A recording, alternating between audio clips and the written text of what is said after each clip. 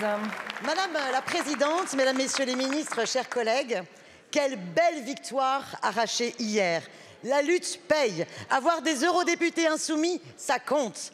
Hier, le Conseil des ministres européens du Travail a validé l'accord en faveur des travailleurs des plateformes contre Uber et contre le président Macron, meilleur lobbyiste d'Uber. Des millions de travailleurs européens des plateformes vont pouvoir demander la requalification de leur statut en salariés. Et ce sera aux plateformes de démontrer s'ils sont, selon elles, de vrais indépendants. C'est un renversement de la charge de la preuve. Qu'ils soient livreurs, chauffeurs ou autres, ces travailleurs ubérisés étaient faussement considérés comme des indépendants. Ils ne peuvent pas fixer leurs tarifs et sont totalement subordonnés aux plateformes qui leur imposent les consignes, les contrôlent et les sanctionnent. Faux indépendants, ils n'ont ni les avantages de l'indépendance, ni les droits du salariat.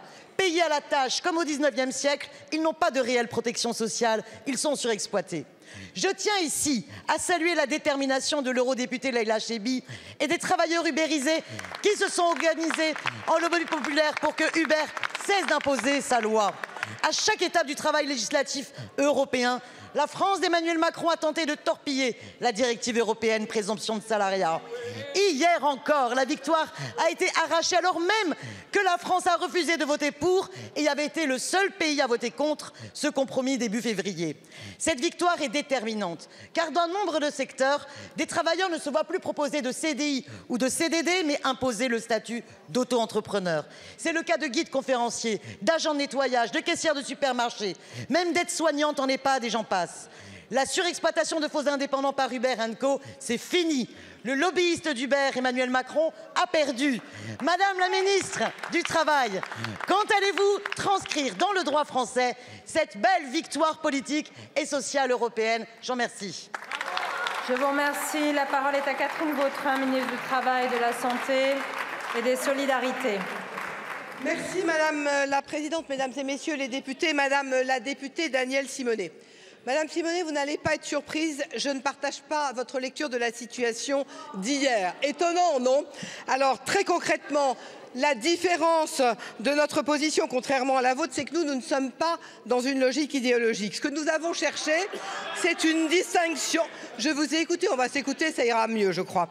Nous sommes à la recherche d'une juste distinction entre les vrais et les faux travailleurs indépendants. Et c'est précisément cela qui nous sépare, parce que les vrais travailleurs indépendants doivent rester indépendants, les faux indépendants doivent pouvoir demander leur requalification. C'est ça le sujet.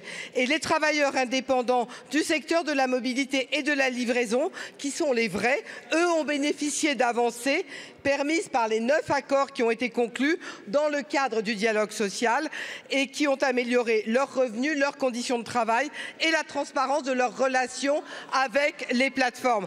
Vous dites que vous voulez protéger les travailleurs des plateformes, mais finalement, ce que vous soutenez, c'est un système qui est flou et qui est fragmenté.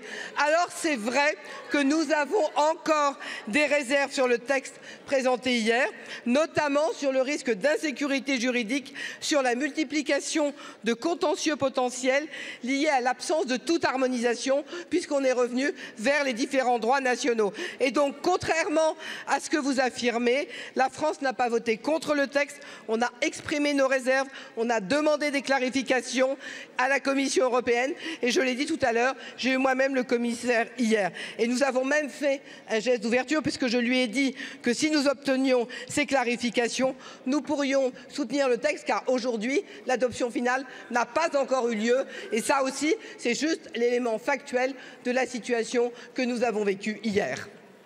Je vous remercie Madame la Ministre.